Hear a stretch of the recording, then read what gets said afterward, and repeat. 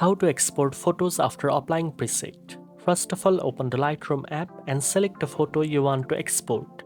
Make sure you have applied all desired preset and adjustments including exposure, contrast, highlight, shadows, clarity and color balance.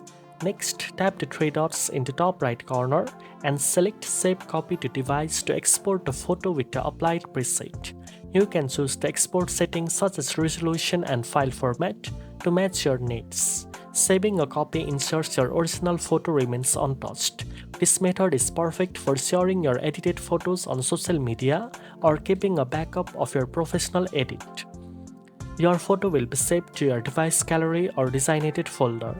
Now you know how to export photos after applying preset.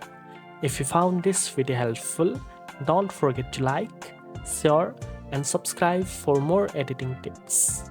Thanks for watching and I'll see you in the next one.